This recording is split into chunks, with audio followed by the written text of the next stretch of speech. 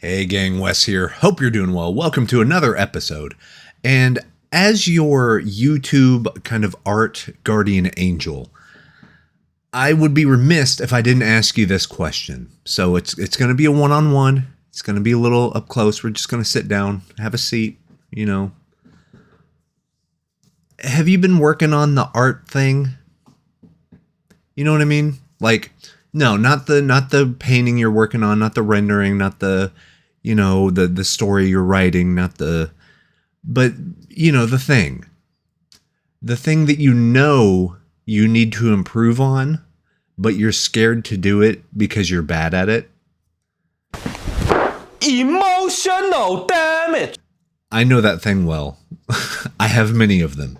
And the reason why I ask is I've started kind of diving more and more into my art weaknesses and looking at them and really trying to mitigate them and figure out why they're such a struggle for me. With mine really being kind of hard surface design, vehicles, robots, stuff like that. I'm fine with nature. I'm trained at how to do that. Not so trained on the hard surface stuff. But anyway, going through this kind of anguish process, I've started to discover something, that this impact and the art of getting better is actually a lot of fun. Who knew, right? So in this video, we're going to talk about kind of the steps I've been taking and kind of show some demonstrations on what I've been doing to kind of wrap my brain around this whole improvement thing. And instead of really being scared of the things that I'm bad at or kind of down and out because I'm not as good as I might be at another aspect of art, let's talk about some things you can do to refocus and reshape your mind's eye to kind of, wrap your head around this. How can you improve, and how can you have fun working on your weaknesses?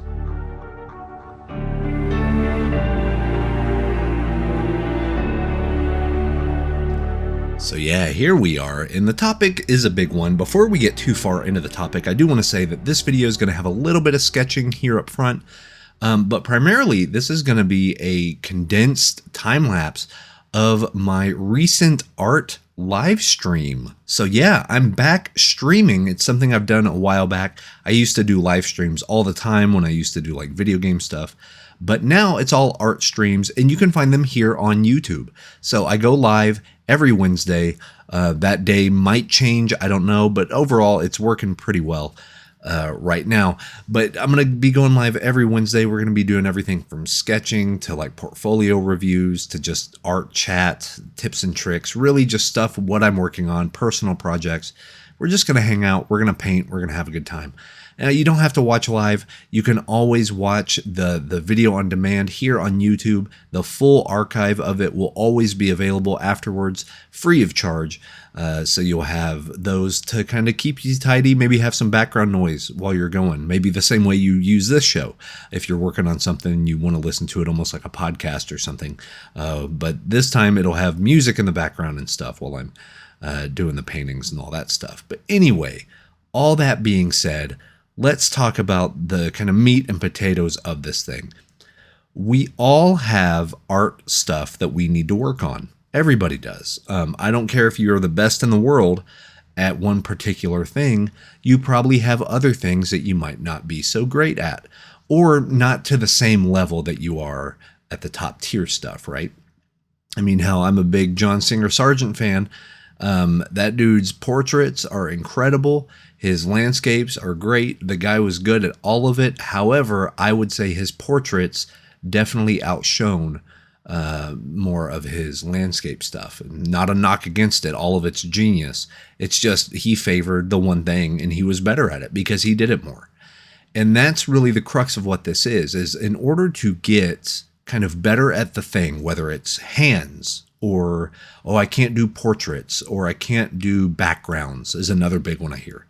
I can't do, in my case, like hard surface stuff always scares the crap out of me. Like really sharp edges, really defined designed architectural, building blocks. How do they fit together? How do you draw this? How do you, hell, really drawing is another one.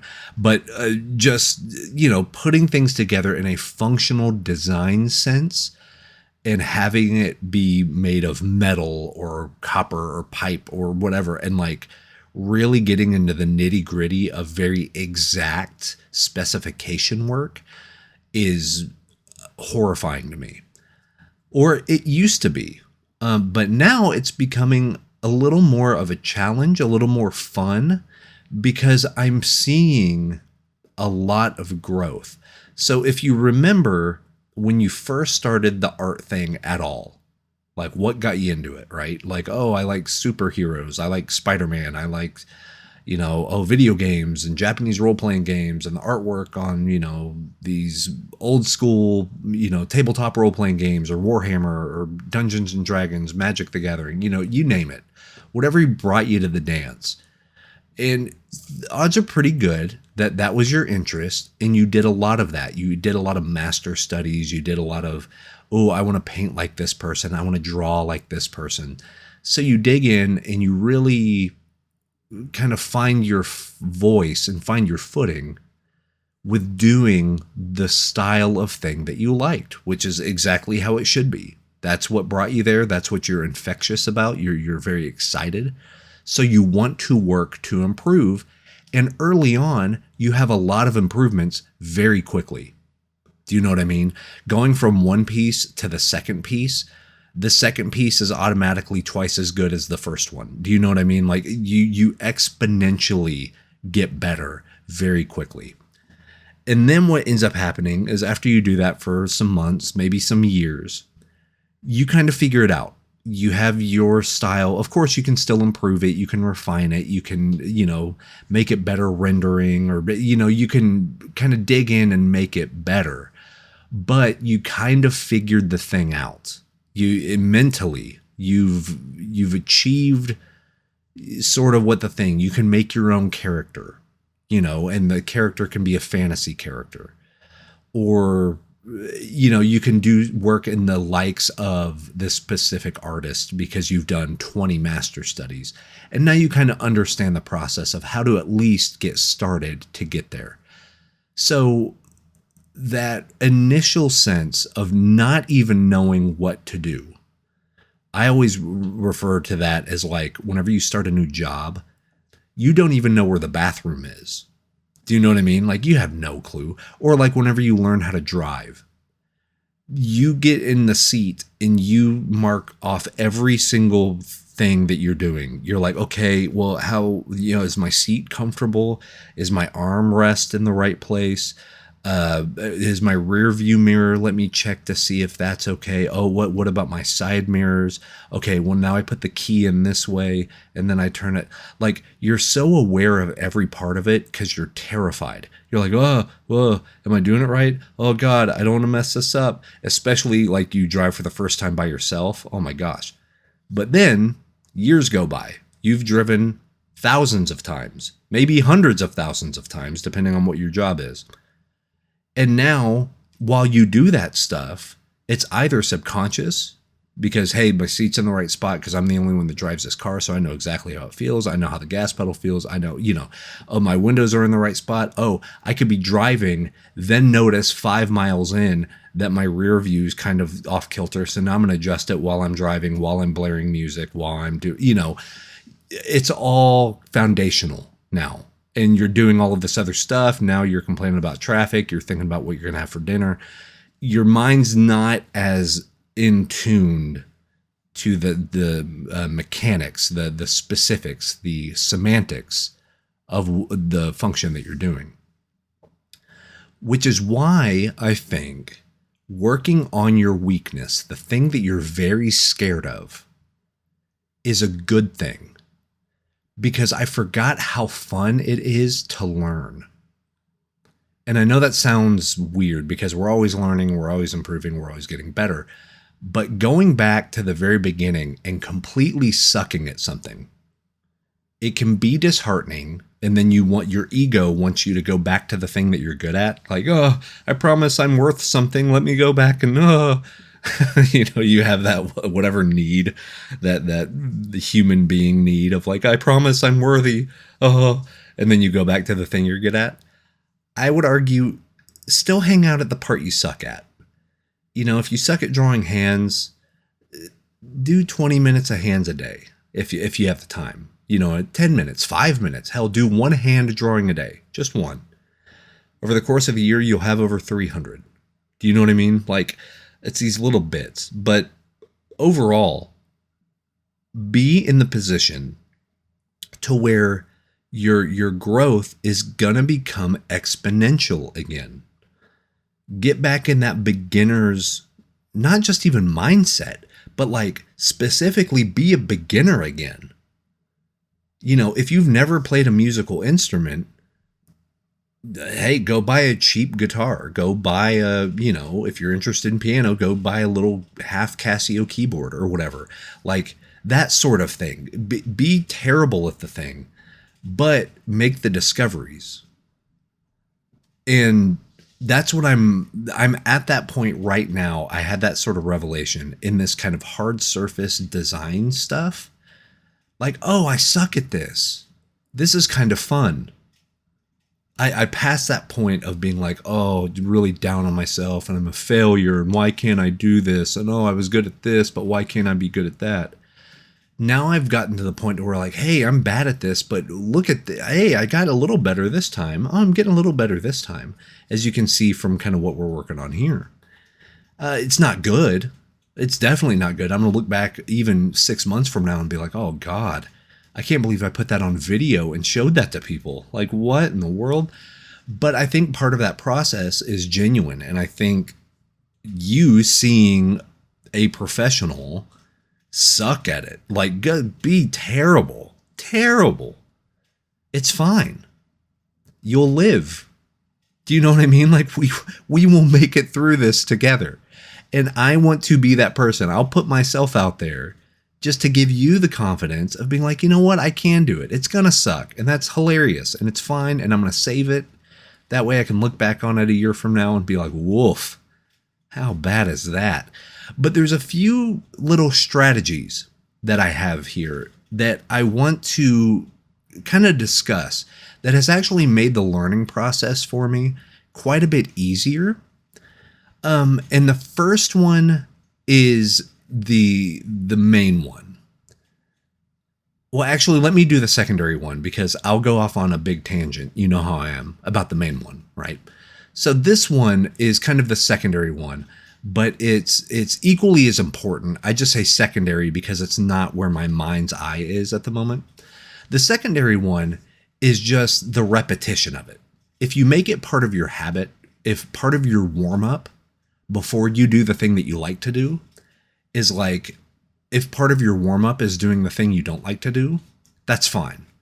That's a good way to do it.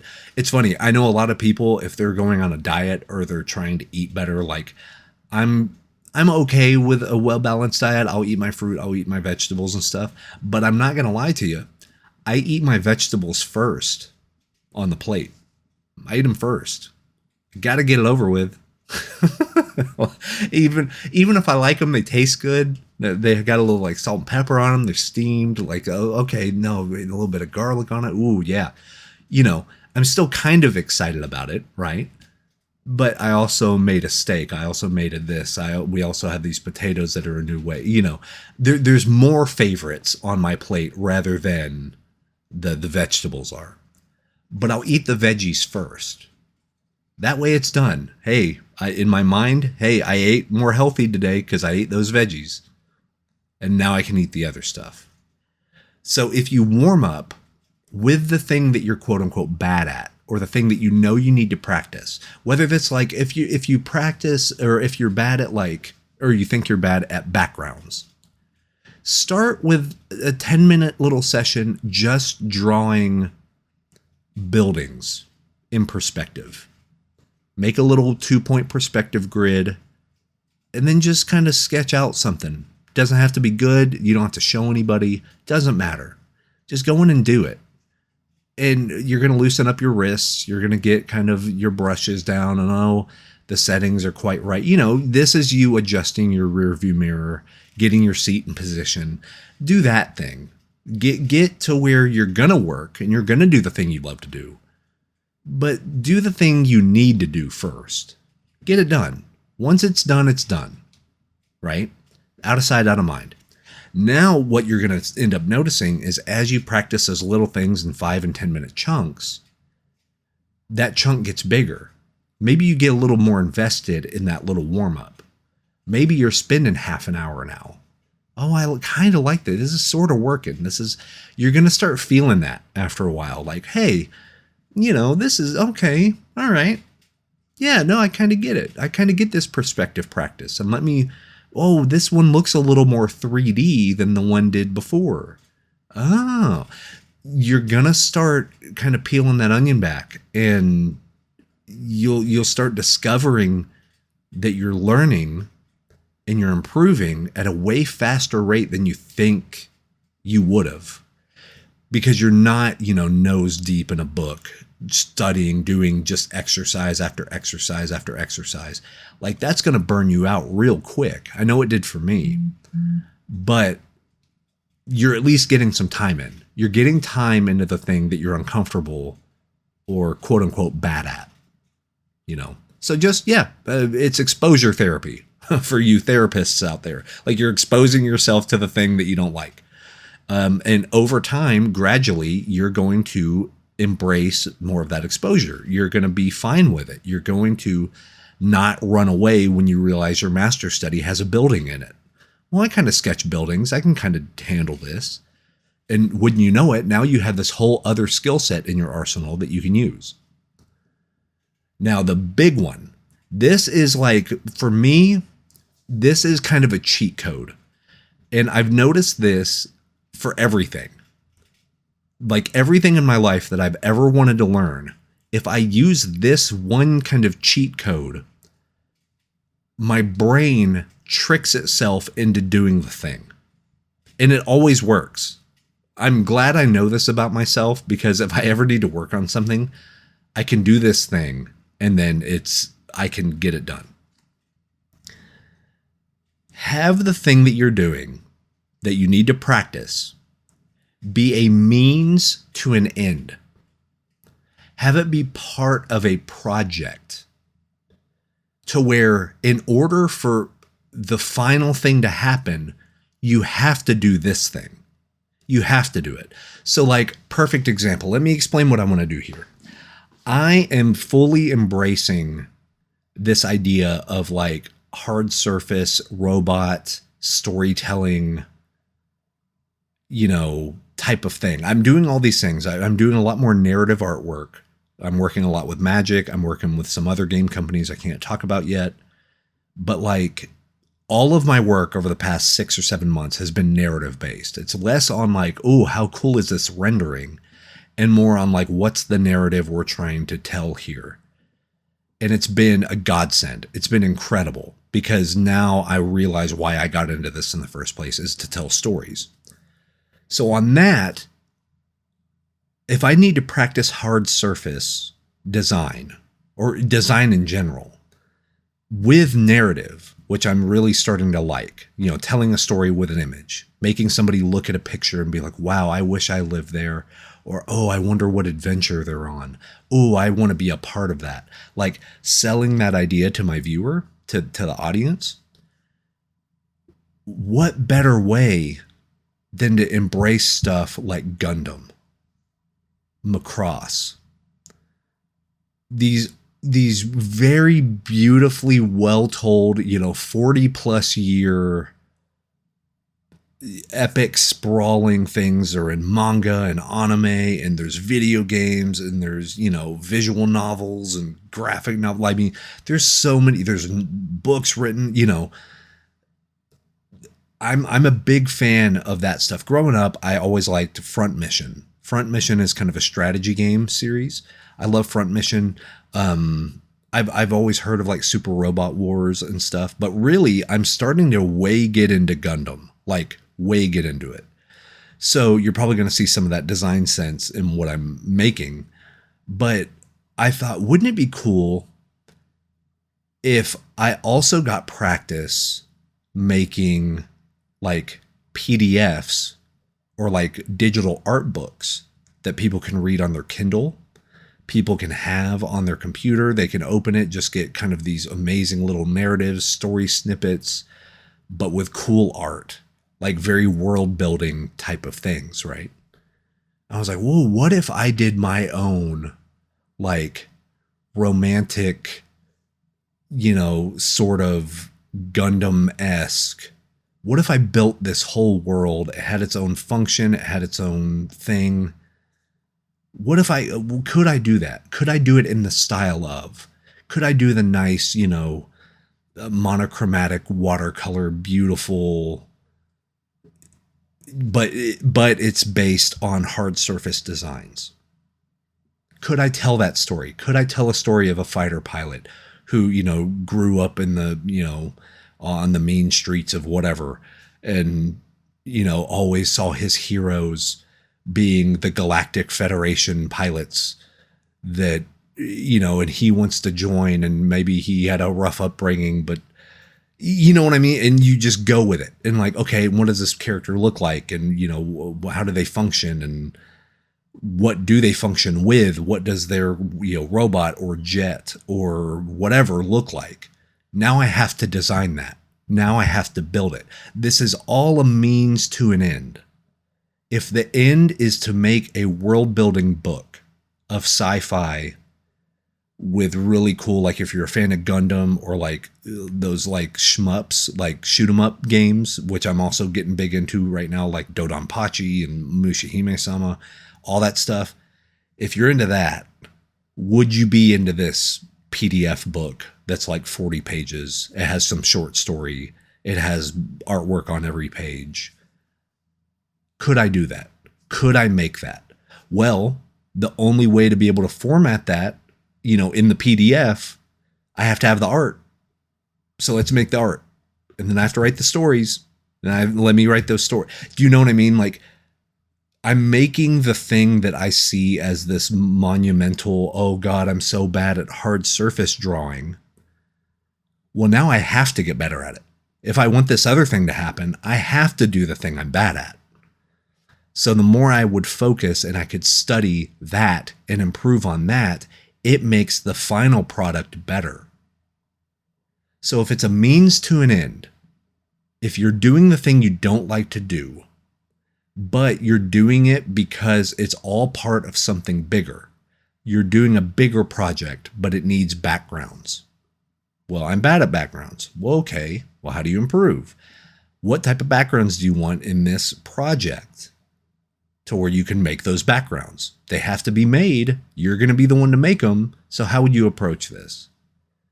Do you see what I mean? Like, it's not doing it for the sake of doing it. I'm not just drawing a robot. That way I have a robot drawing. That's not fulfilling enough. It's not motivating enough. It's not getting my butt in the seat. Do you know what I mean? Like, you have to have something, that incentive to drive you to be able to do the thing. Because then your patience with yourself is going to be exponentially more. It's almost going to be infinite. Because well, got to get a 2-page spread ready. So let me try to design this thing to be a 2-page spread, and let's figure it out. Now, instead of it being the minutia of what you're drawing or how you're drawing it or whatever, now, what's the format going to be for the book? What's the dimensions? Okay, we'll make sure that canvas size matches. Make sure that if it's a 2-page spread, it actually spreads across 2 pages. So now the drawing is more like a design element. You have to make the drawing, which is the real goal, right? But now you have this thing, and now you're learning about making your own PDF. Oh, so here's bleed, and here's trim, and here's all these functional things that you hear about, but until you work in the industry, you don't know about. You're going to be learning all these other skills to where now you're learning so much so fast, and the thing that you're bad at, or the artwork thing that you're bad at, is part of that bundle. It's part of the bundle of things that you're learning. You're going to give yourself more forgiveness. You're going to give yourself more grace because you already got this other stuff on your plate too. So it's like, yeah, this isn't where I want it to be. Maybe the quality's not up to the level I think it should be for the book, but it's starting. We're getting there. We can use this. We can come back to it. It's way easier to edit something on the page rather than create something from scratch. So as long as you're not starting from zero, you're in a good spot. And if you are starting from zero, just get something down. It is okay to suck. It's okay to suck at things. Please be bad at things. The only way to get good at things is to be bad at them first.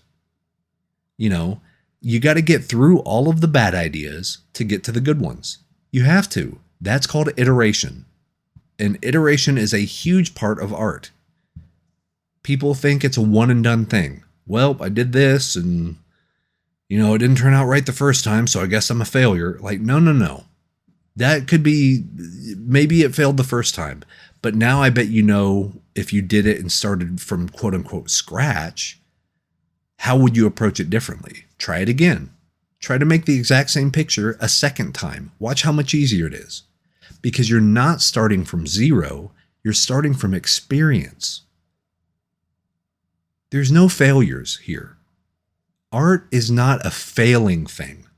No. Every time you create something, it's miraculous. Never forget that. Like, this is a thing, you're pushing yourself to your limit every single time you pick up a pencil. Even if it's something comfortable that you've done 100,000 times, you're still getting in the reps. You're doing it. You're on that way to mastery. Your 10,000 hours go by a minute at a time, right? So make the thing that you're bad at part of a bigger picture. Pun intended, I guess. But make it part of a project. Make it part of something bigger than what that is to take the focus off of the gravity of it. It's fine if it's not great yet. It will be. You keep pushing at it. You keep working at it. It will be. But no, don't expect the miracle right off the gate. If you spent so much time doing anatomy and now you can't do backgrounds, or you're kind of like me on the other flip side, you've done so much landscape work and now you're getting into more of the narrative character stuff. Of course, that's not going to be as good. You haven't practiced it as much.